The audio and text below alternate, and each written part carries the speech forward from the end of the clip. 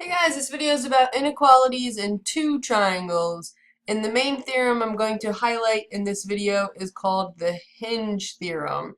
One way to think about this is like a door hinge, or the example that's given here in this picture is when this alligator opens his mouth up at a bigger angle. When this angle is bigger, the side across from that angle is going to be larger. And that occurs when the triangle has two other sets of corresponding sides that are congruent. So like the blue sides would be the same, and the red sides would be the same. To show you a little bit more about why this theorem works, I have two triangles here. You can see that these two sides are congruent because they're both 4, and that these two sides are congruent because they are both 2.4.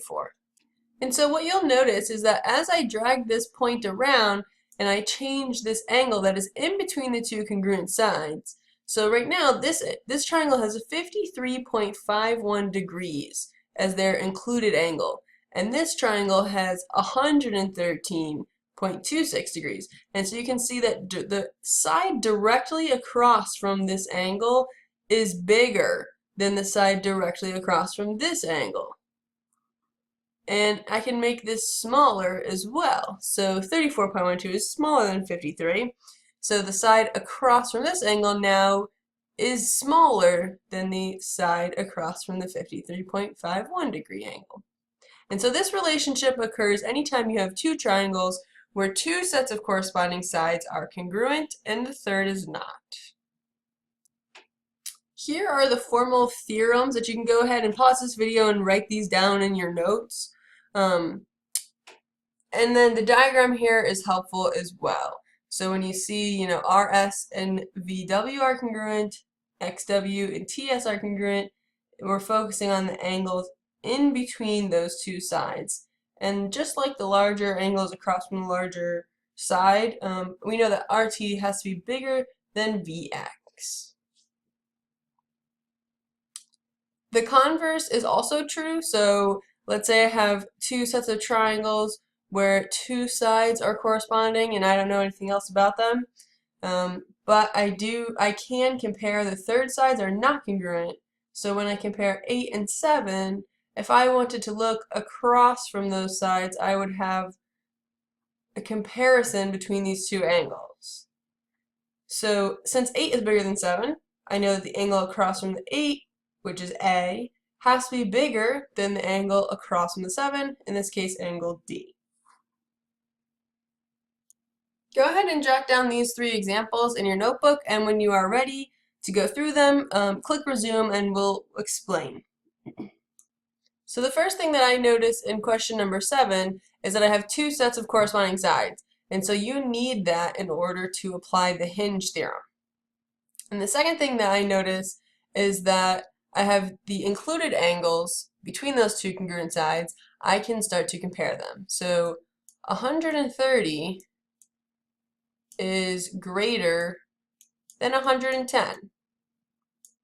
And so since 110 is across from our S, I know that this side has to have the same relationship as the angles.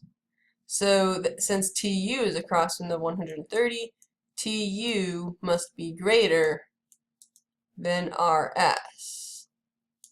So therefore RS must be less than TU.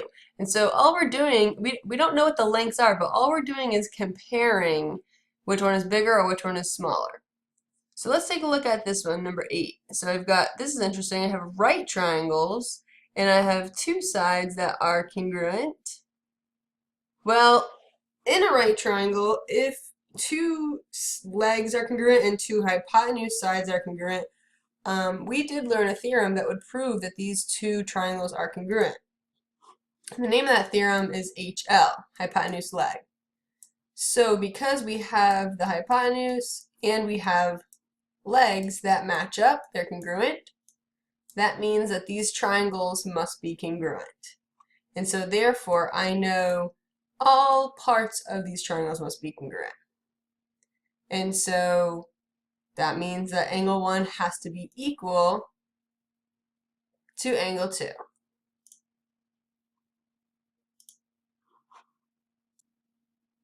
So again, these are equal because the triangles are congruent. Question number 9, right away I can tell that my triangles are not congruent because this side of 15 is not congruent to the side of 13. However, I do have two sets of congruent sides, which tells me I can use the Hinge theorem. Now we're just going to compare the sides across from those angles. So 15 is across from angle 1, 13 is across from angle 2, and so since angle 1 is first here, I'm going to compare 15 to 13. So 15 is greater than 13, which means that angle 1 must be greater, measure of angle 1 must be greater than measure of angle 2 because of the Hinge theorem. So here's an interesting example that is a little bit challenging because we have two triangles that are connected. And so we've been doing a couple of examples like these in our proofs and also with the triangle inequality. And the most common thing that we are able to recognize is that there is a reflexive side right here. And so even though we don't know what the length is per se, we do know that it is the same length for both of the triangles. So I have this set of congruent sides. Also, I notice that both of these triangles have a side length of 12. So step 1 is done. I have identified my two sets of congruent sides. So step 2, when working with the Hinge theorem, is to find the angle that is in between those two congruent sides. So in this case, we have the 45 and we have the 115. Okay, so then we compare. Well, which one's bigger?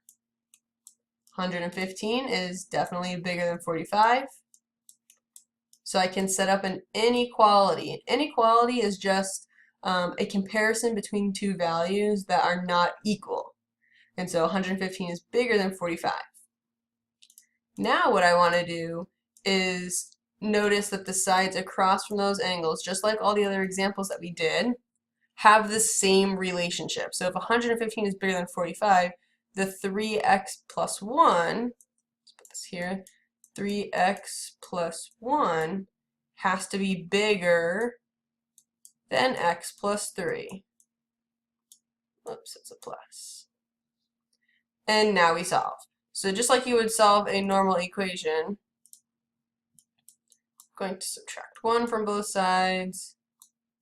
That leaves me with 3x is greater than x plus 2. Combine my like terms, so I'm going to subtract an x over. So 2x is greater than 2. And now I need to get rid of this coefficient, so I'm going to divide both sides by 2. So x must be bigger than 1.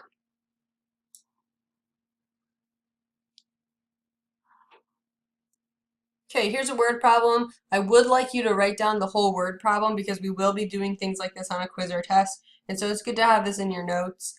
And then you can leave some space for the diagram. We're going to add on to this when you're ready. Okay, so the first thing that you need to know in order to solve this problem is the directions. So north, east, south, and west. These are just the directions according to a compass. So now I want to read into this word problem to see if we can figure out a model to make two types of triangles to represent John and Luke's bike ride away from the school. So John and Luke leave school at the same time. John rides his bike 3 blocks west. So where are we? John rides his bike 3 blocks to the west and 4 blocks north. So that'd be up. So 4 blocks north. Okay, and then we want to label what those represent. So this is the 3 blocks to the west and 4 blocks to the north. Luke rides his bike 4 blocks east, so 4 blocks east would look like this, 4 blocks to the east, right? And then 3 blocks at an angle of 100 degrees. So an angle of 100 degrees wouldn't be directly south, but it would be kind of like southeast, somewhere like something like this. Okay, and then we would want to label the sides for Luke's triangle. So that'd be 4 blocks to the east, 3 blocks, southeast. This angle is 100 degrees, 100 degrees. And this angle, we know that it has to be a right angle because directly west and directly north is going to make 90 degrees. And so what we can do now is we can close these triangles like this. And now we can use the Hinge theorem because we have 2 sets of congruent sides. So that's the first thing that you always want to check for. Like these 2 sides are congruent, and then the 2 sides marked with a 4. Those 2 sides are congruent. So you need to have that in order to do the Hinge theorem. And so now we get to the question, who is farther from the school? Who is further from the school? So in order to answer this question, we need to look across from the included angles. So this is John, this is Luke. So which triangle has a bigger angle? Well, 100 is definitely bigger than 90. So since 100 is greater than 90, again, we're just comparing. That means that the segment which Luke has created has to be greater than the segment that's connecting to John. So therefore, Luke is farther away. Now, to explain this, you would want to say a couple of things. So take out your notes and we can jot down a sentence. So when you're explaining, you want to make sure that you highlight a few really important things in your explanation. So first of all, you have to say that there's 2 pairs of congruent sides, because without saying that, you can't use the Hinge theorem. So first, make that clear. Secondly, you want to back it up with some mathematical work, kind of like we showed out that 100 is greater than 90, then the sides across from those therefore would have the same relationship, so Luke is further from school. So this kind of concludes our video on the Hinge theorem. Hopefully makes sense.